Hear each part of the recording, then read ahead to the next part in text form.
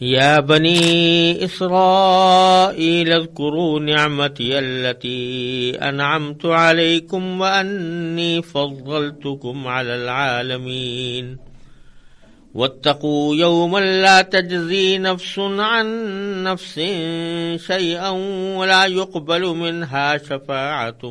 ولا يؤخذ منها عدل ولا هم ينصرون۔ اے بنی اسرائیل، میری وہ نعمت یاد کرو جو میں نے تم کو عطا کی تھی، اور یہ بات یاد کرو کہ میں نے تم کو سارے جہانوں پر فضیلت دی تھی، اور اس دن سے ڈرو جس دن کوئی شخص بھی کسی کے کچھ کام نہیں آئے گا، نہ کسی سے کوئی سفارش قبول کی جائے گی، نہ کسی سے کسی قسم کا فدیہ لیا جائے گا، اور نہ ان کو کوئی مدد پہنچے گی۔ یہاں سے ایک مرتبہ پھر اللہ تبارک و تعالی بنی اسرائیل کو شفقت کے پیرائے میں یاد دلا رہے ہیں کہ ابھی ان کے پاس وقت ہے کہ اللہ تبارک و تعالی کی نعمتوں کی ناشکری سے توبہ کر کے دین حق کو قبول کر لیں، اور اس بات سے ڈریں کہ ایک دن ایسا آنے والا ہے جس میں ہر شخص کو اپنے عقیدے اور اپنے اعمال کا جواب دینا ہوگا، اور اس دن اگر کسی شخص کا عقیدہ اور عمل خراب ہوا تو اس کو جہنم کی سزا سے بچانے کے لیے کسی بھی قسم کی کوئی تدبیر کام نہیں آ سکے گی۔ اور اس کے بعد پھر اللہ تبارک و تعالی اس شفقت بھرے خطاب کے بعد اللہ تبارک و تعالی ان کو اپنی ان نعمتوں کی تفصیل بیان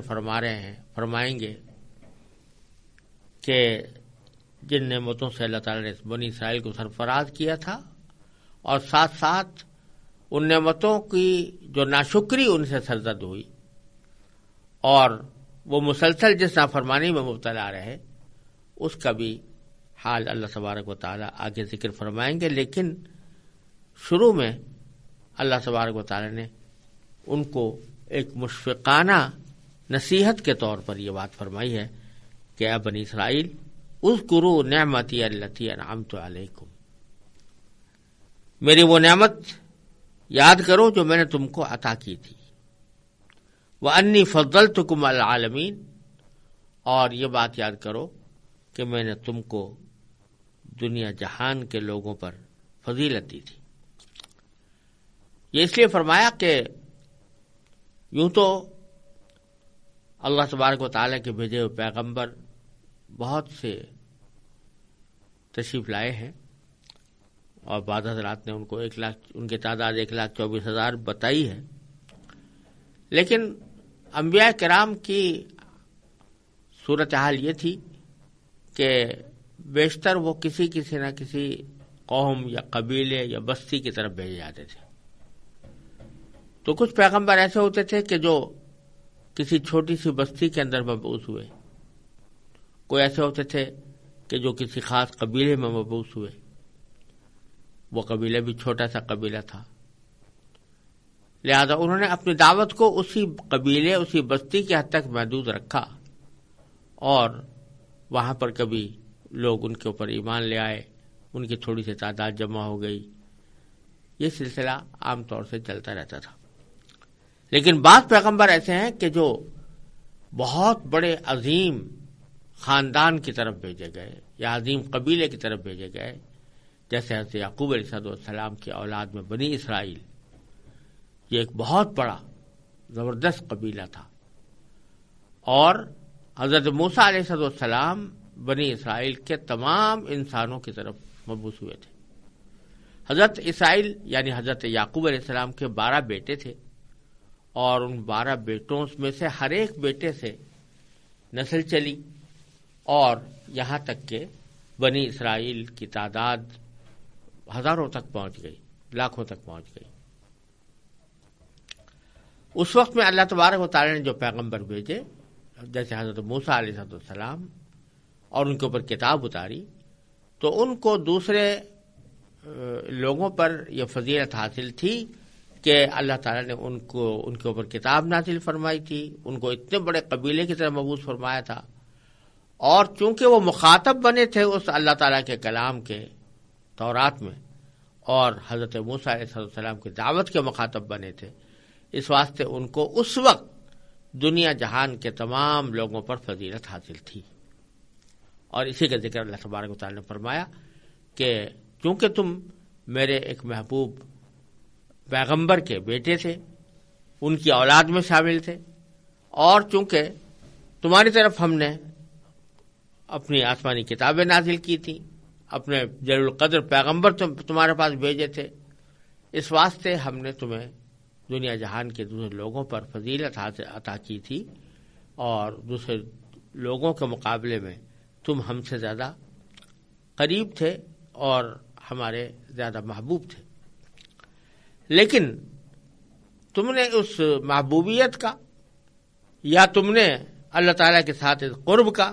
اور اللہ تعالیٰ کی دی ہوئی نعمتوں کا کوئی حق ادا نہ کیا، اور اس کے نتیجے میں تم باری تعالیٰ کی معصیتوں اور نافرمانی میں مبتلا رہے، اور کس طرح ہم نے تمہیں احسانات کیے اور کس طرح ہم نے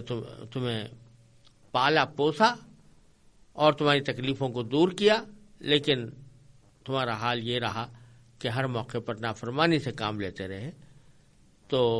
اس وجہ سے اب تم اور تمہارا خاندان اس لائق نہیں رہا کہ وہ دنیا کی امامت کا فریضہ انجام دے، اس لیے اب امامت بھی بدلے گی اور قبلہ بھی بدلے گا۔ تو اس مفہوم کو بیان کرنے کے لیے اللہ تبارک و تعالی نے یہاں اگلی آیت میں یہ فرمایا کہ اب بھی اگر تم باز آ جاؤ اور اللہ تعالیٰ سے ڈرو، یوم آخرت سے ڈرو، تو تمہارے حالات سنور سکتے ہیں۔ چنانچہ فرمایا واتقوا یوما، ڈرو اس دن سے۔ کس دن سے؟ کہ لا تجزی نفس عن نفس شیئا، جس دن کوئی بھی شخص کسی دوسرے کو کوئی فائدہ نہیں پہنچا سکے گا یا کسی کے کچھ کام نہیں آ سکے گا، یعنی کوئی بھی آدمی ایسا نہیں ہوگا کہ جو یہ کہہ دے کہ بھئی میرا کوئی مطالبہ جو مجھ سے کیا جا رہا ہے اس سے یہ کہہ دے کہ تم مجھے اس مطالبہ پورا کرنے میں کچھ مدد کر دو، تو وہاں یہ نہیں ہو سکے گا۔ وَلَا يُقْبَلُ مِنْهَا شَفَاعَةٌ، اور نہ کسی انسان سے کوئی شفاعت یعنی سفارش قبول کی جائے گی۔ یعنی اگر کوئی شخص کافر ہے اور کفر کی وجہ سے اللہ تعالیٰ کے عذاب کا مستوجب ہے اور اللہ تعالیٰ اس سے ناراض ہے، تو کسی بھی شخص کی کوئی سفارش اس کے کام نہیں آ سکتی۔ کفر کے خلاف کوئی سفارش قبول نہیں ہوتی۔ ہاں، اگر کوئی شخص صاحب ایمان ہے، گناہوں میں مبتلا رہا ہے، گناہوں میں تلوث اس کا رہا ہے، تو اس کے حق میں سفارش قبول ہو سکتی ہے اللہ تعالیٰ کی اجازت سے۔ بغیر اللہ کی اجازت کے کوئی بھی سفارش نہیں کر سکتا۔ من ذا الذی یشفع عنده الا باذنہ، اللہ تعالیٰ کی اجازت، اللہ تعالیٰ کے حکم کے بغیر کوئی سفارش نہیں کر سکتا۔ چنانچہ اگر اللہ تعالیٰ کسی کو اجازت دیں تو وہ بے شک سفارش کر سکتا ہے، لیکن صاحب ایمان کے حق میں۔ چنانچہ نبی کریم صلی اللہ علیہ وسلم کی سفارش انشاءاللہ اہل ایمان کو حاصل ہوگی، لیکن اہل ایمان کو ہوگی۔ جو ایمان سے محروم ہے اس کے حق میں کوئی سفارش نہیں۔ لا يقبل منها شفاعة ولا يؤخذ منها عدل، اور کسی بھی انسان سے کوئی فدیہ نہیں لیا جائے گا۔ عدل اصل میں کہتے ہیں کوئی بھی چیز جو دوسری چیز کے برابر ہو اس کو عدل کہا جاتا ہے، اور یہاں پر مراد یہ ہے کہ فدیہ، یعنی پہلے زمانے میں یہ دستور تھا کہ اگر کسی حکومت نے یا کسی قبیلے نے دوسری حکومت یا دوسرے قبیلے کے کسی آدمی کو گرفتار کر لیا تو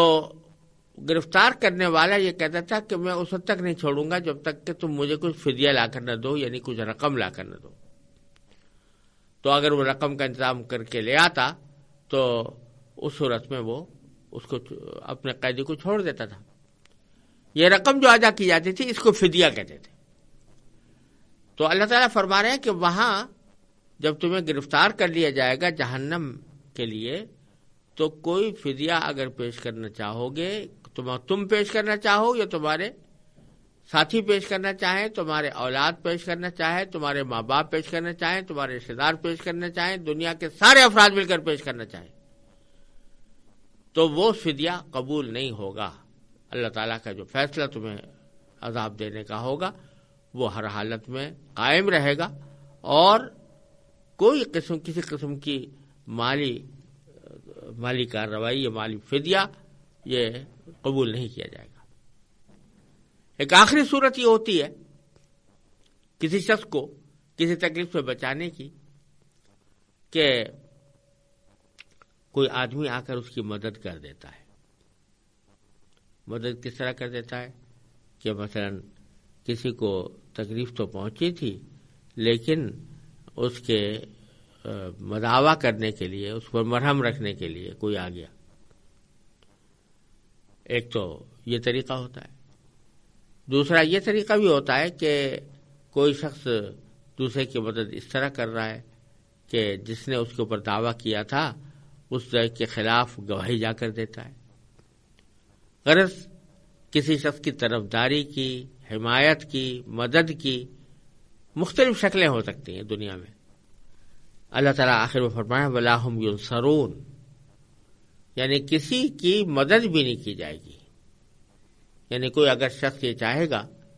کہ میں کسی دوسرے ایسے شخص کی مدد کروں جس کو جہنم کا عذاب دیا جائے گا یا دیا جا رہا ہے اور جو عذاب جہنم میں ہمیشہ رہے گا، تو کوئی ایسی سفارش کر دوں کہ جو اس کو جہنم کے دائمی عذاب سے نجات دلا دے، تو اگر 1000 کوشش کر لے لیکن مدد کرنے سے کوئی مدد ہوگی نہیں، تو اس وَلَا هُمْ يُنصَرُونَ، ان کی مدد بھی نہیں کی جائے گی۔ یہ 2 آیتیں تمہید کے طور پر بیان کر کے اور اس کے مطابق نصیحت فرما کر آگے اللہ تبارک و تعالیٰ نے ایک طویل سلسلہ آیات کا اس موضوع پر نازل فرمایا ہے کہ جس میں بنی اسرائیل کے اوپر کیے جانے والے انعامات کی بہت تفصیل ہے، اس کی جزیات بیان ہوئی ہے، اور ان لوگوں نے ان انعامات کو کس طرح ٹھکرایا یا ان انعامات کی کس طرح ناقدری کی اس کی تفصیل آئی ہے۔